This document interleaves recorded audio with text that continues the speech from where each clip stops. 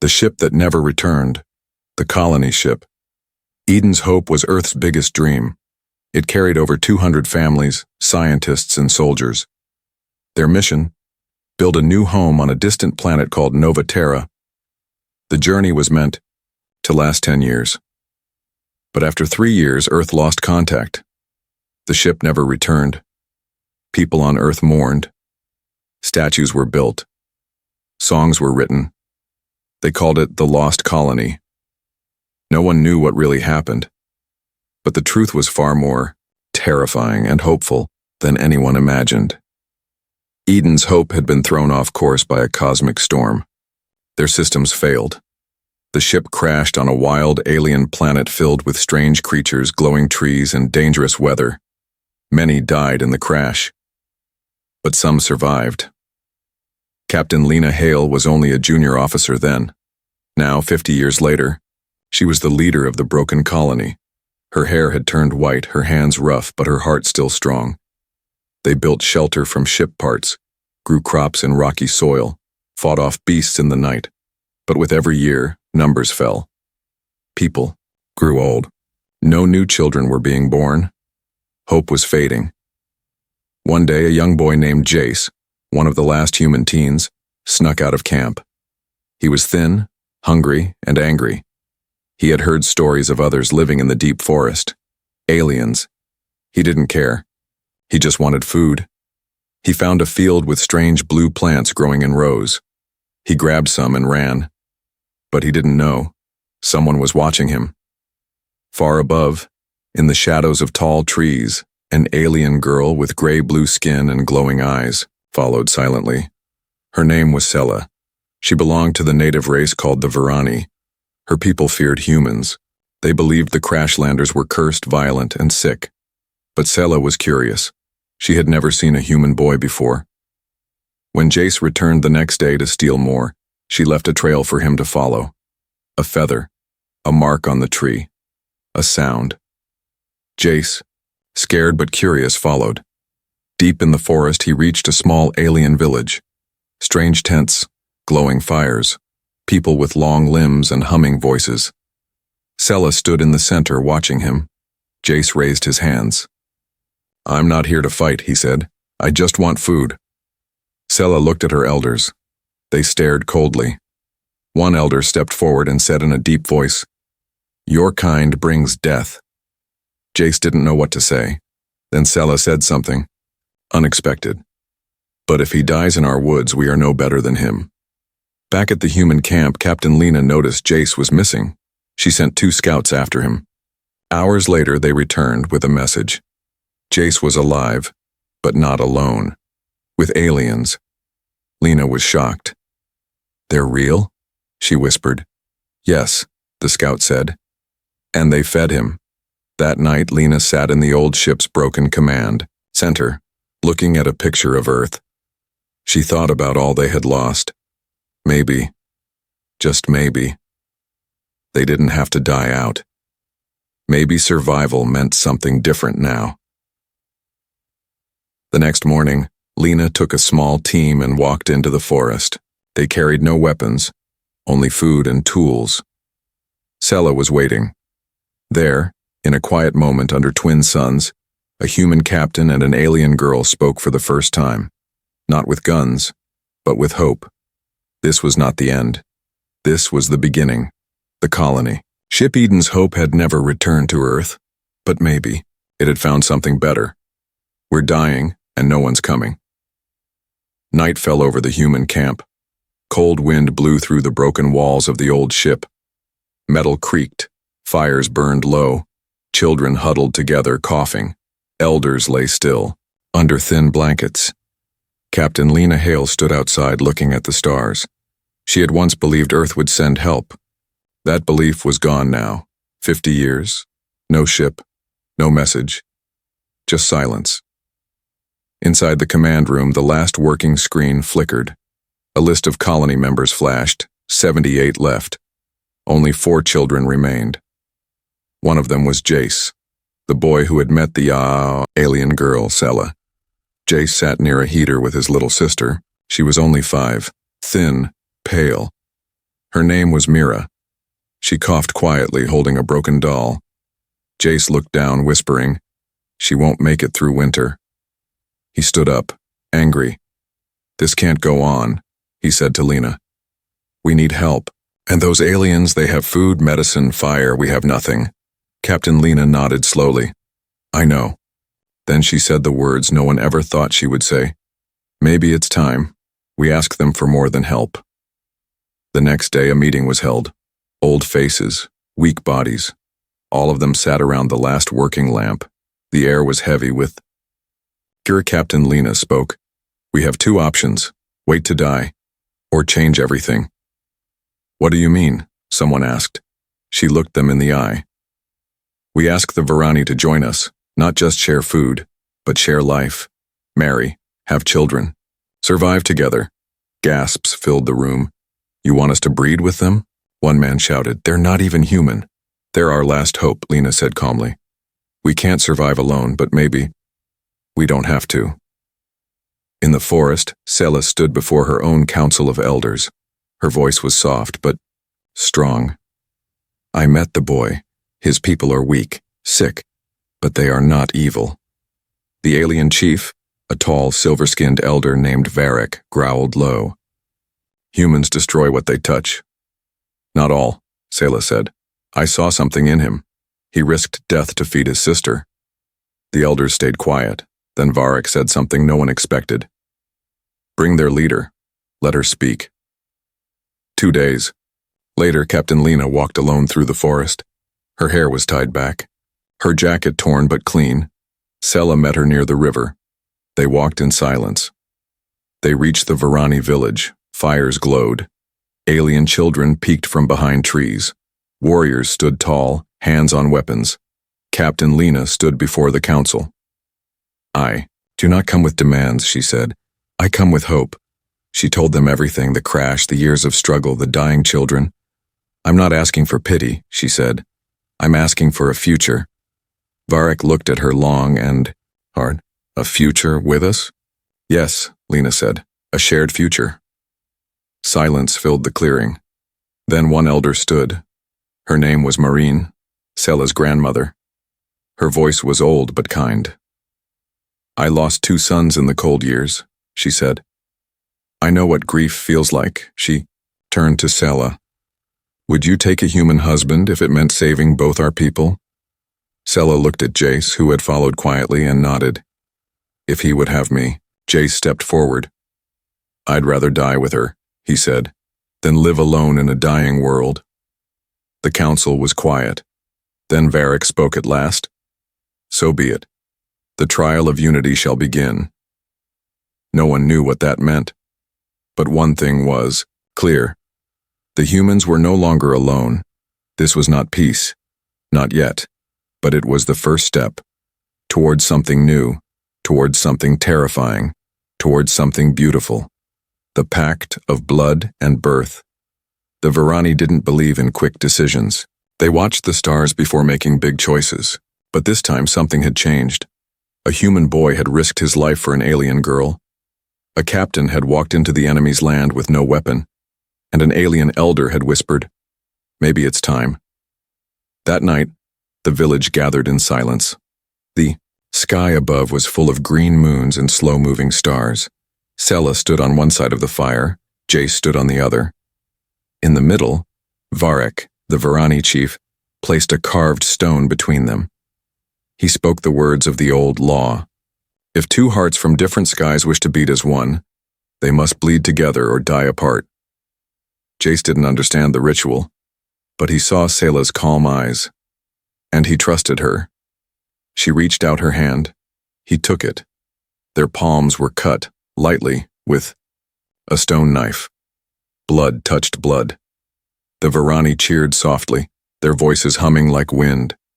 Humans watching from behind trees stayed quiet, unsure, afraid. But something had begun. Something sacred. Captain Lena watched from the shadows. She felt the weight of every soul behind her. Old men, weak women, coughing children. And she whispered to herself, "Please, let this work." 3 months later, The first human Varani couple was living in the alien village. Others followed. Not all went well. Some unions were cold, forced, built only from fear. But some were real. A young Varani widow named Drenya had lost her mate to the forest beasts. She had one child and no home. She didn't speak for weeks, until a human mechanic named Tom helped fix her broken roof. At first she stared at him like he was filth. But then he handed her a bowl of soup, and didn't ask for anything in return. Weeks passed. One day the child reached for Tom's hand. Drenya watched silently. Then, for the first time, she whispered, "Stay." More couples began to form. Quietly, slowly, the Varani and humans began to share stories, tools, music. They built new homes between the two camps, one with metal walls, one with glowing leaves. Children played between them. Then one morning, a cry echoed from Drenya's hut. A child was born, but not just any child. The first mixed child, half human, half Varani.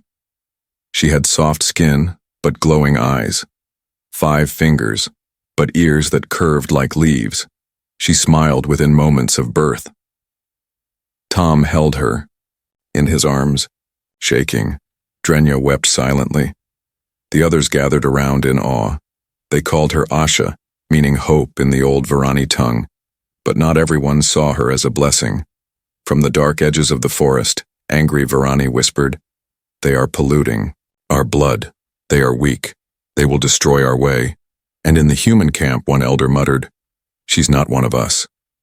That night, someone broke into the hut where Asha slept. The baby was taken. Drenya screamed. Tom ran, barefoot through the trees, his heart pounding like thunder. He found them at the edge of the cliffs. 3 Varani purists, ready to cast the child into the river. "She is a curse," one shouted. Tom raised a wooden spear. "You'll have to kill me first." Just then, Captain Lena arrived, followed by Varric and half the village. All stood in silence. Then Varric roared, "Enough!" He pointed at the baby. "That child is our future. Kill her and you kill all of us." The traitors dropped the child and ran into the woods. Tom fell to his knees, holding Asha close.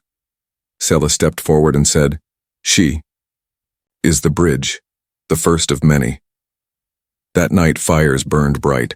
Songs were sung in both languages. Captain Lena looked up at the stars again.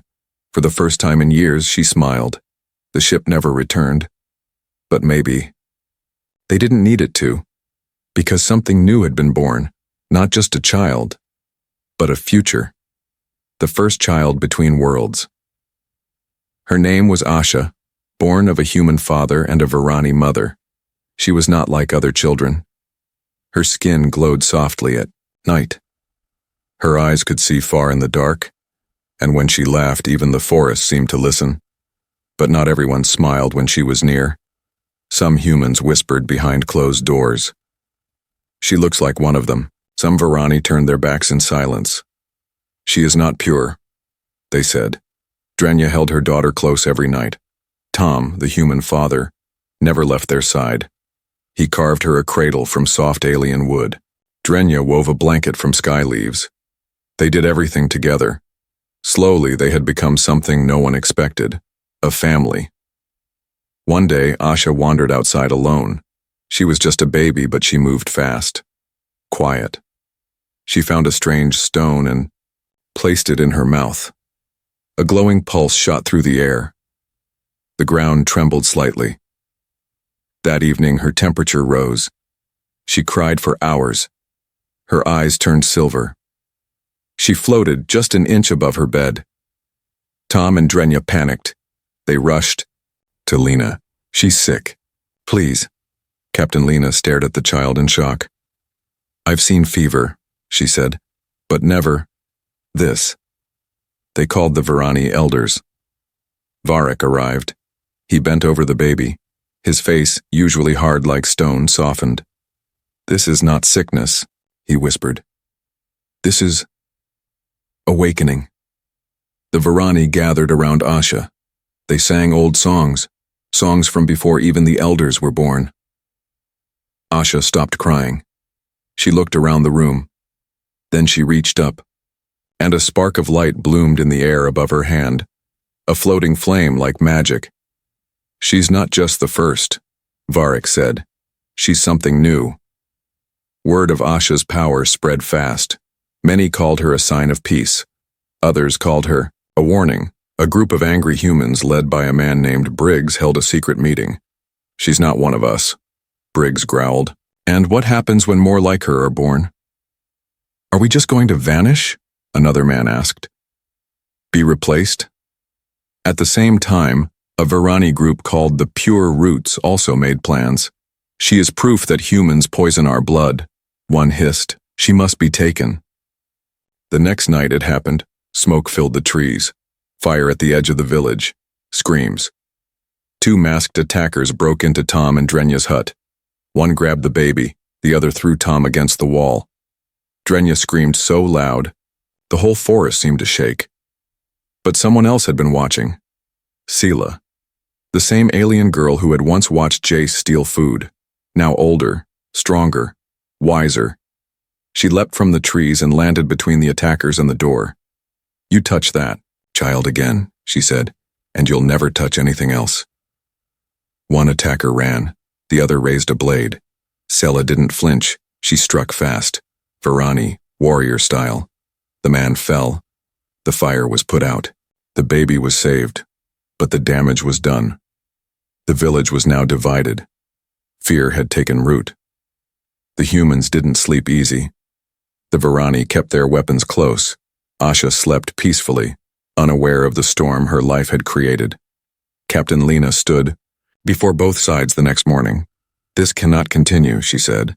"We swore to build something new, something stronger." Then she looked at Asha in her father's arms. "This child is not the end of us. She is the beginning." Varric stepped forward beside her.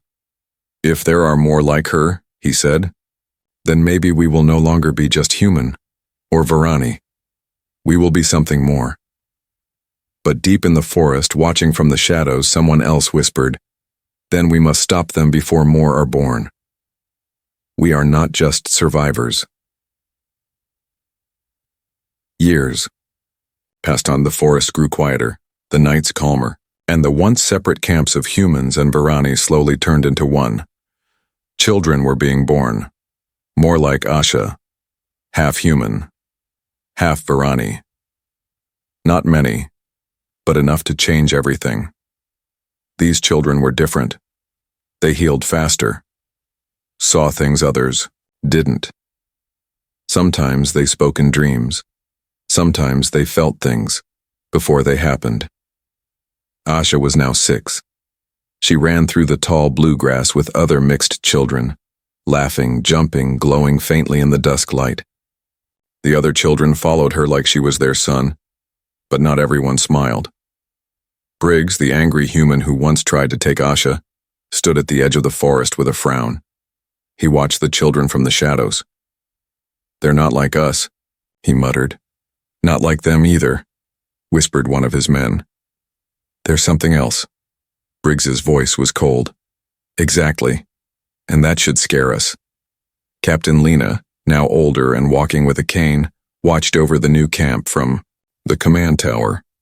The old ship had been turned into a home, a mix of metal and Varani vines, glowing softly at night.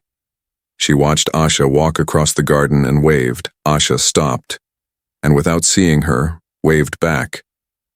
Lena paused. A chill ran down her spine. That night, Sela, now a young woman, sat beside the fire with Asha. "Do you ever feel different?" she asked. Asha nodded slowly. "I hear things, not with ears. I feel sadness, even when no one says anything." Sela smiled gently. "You were born from 2 worlds. That makes you more, not less." But soon, strange things started happening. One boy, age 4, stopped a falling tree by raising his hand.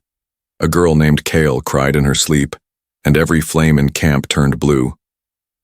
Another child spoke a Varani language no one had ever taught her, fear. returned.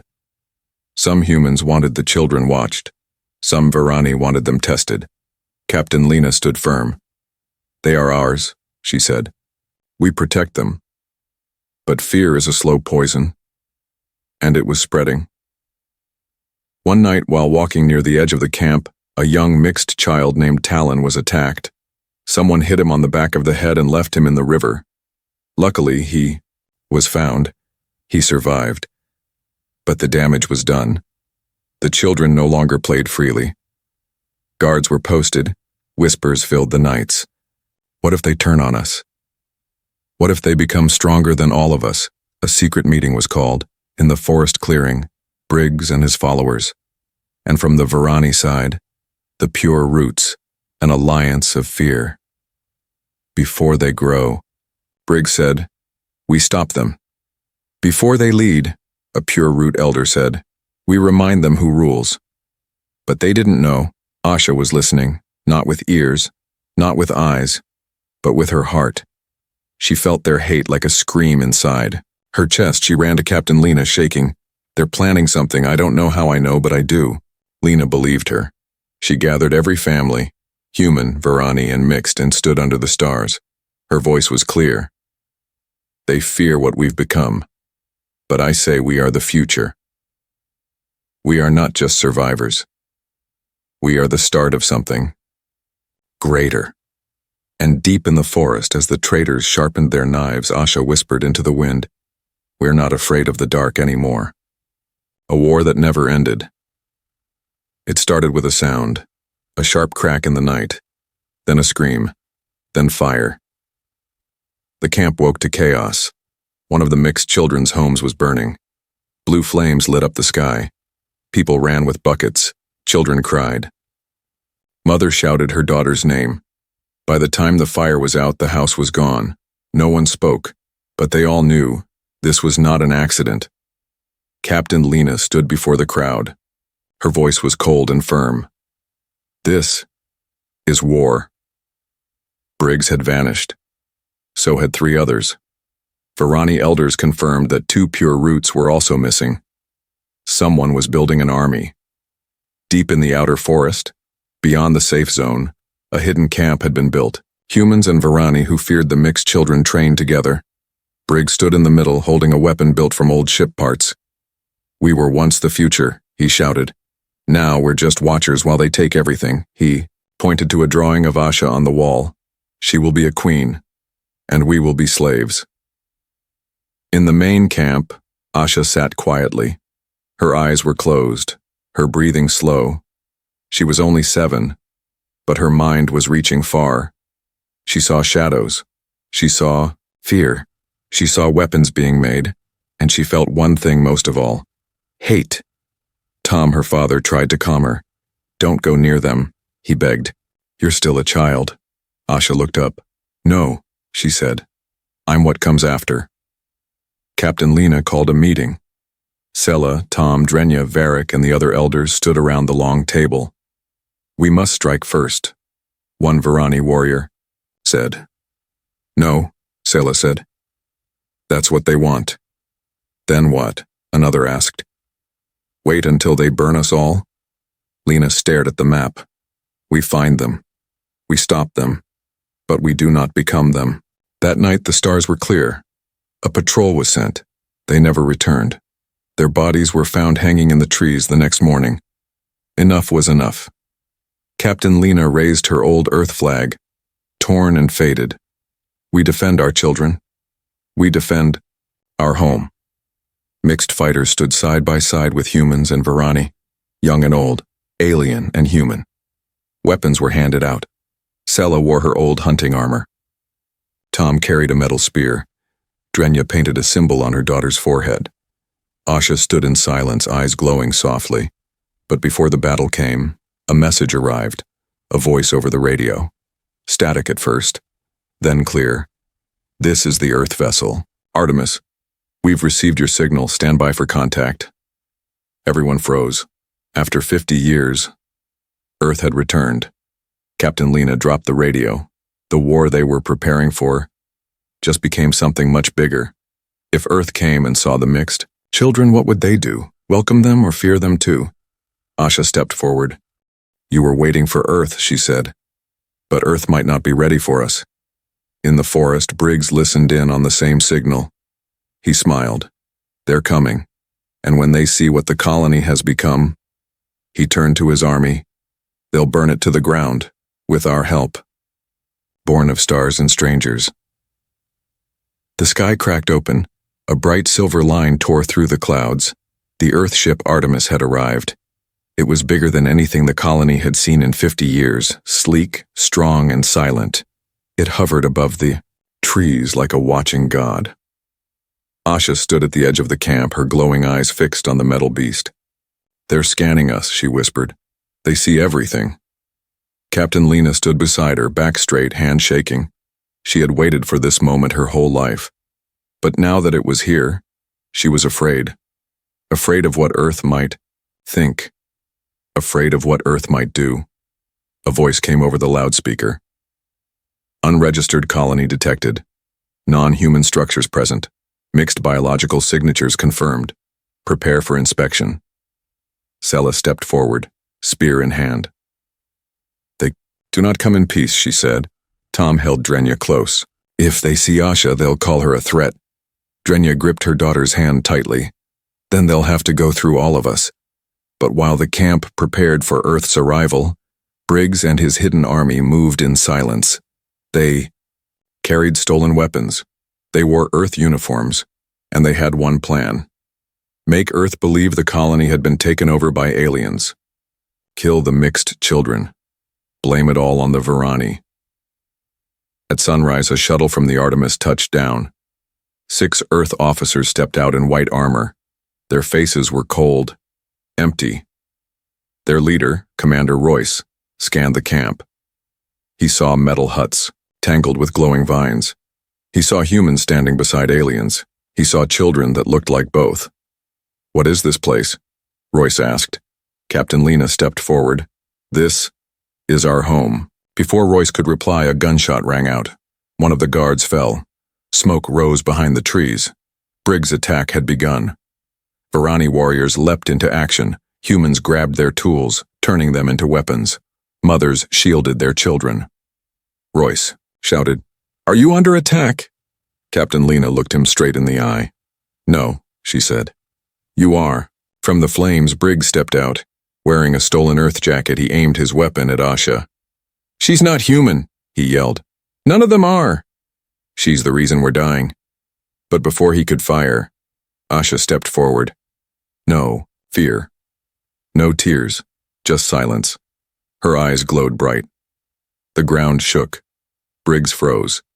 His weapon shattered in his hand. He fell to his knees. Everyone stared. Even the Earth soldiers. Commander Royce stepped forward slowly. "What are you?" he asked. Asha turned to him. "I'm the future you forgot." Silence fell over the camp. The fires died out. The fighting stopped, and for the first time, Earth listened. Weeks passed. The Artemis stayed in orbit. Some soldiers left, others stayed. They watched. They learned. Some even smiled. The report Royce sent back to Earth said one thing. Colony stable, peaceful, mixed population thriving. No threat detected. Captain Lena sat by the fire with Sela, Tom, and Drenya. Children played nearby. The stars above looked different now, closer, brighter. Asha walked through the camp. The people bowed their heads to her, not out of fear, but out of hope. She was not just a girl anymore. She was the bridge between stars and strangers. The ship had never returned to Earth, but the people on it had become something new. Not just human, not just alien. They were something greater. Something born of love, of loss, of light. Something born of stars.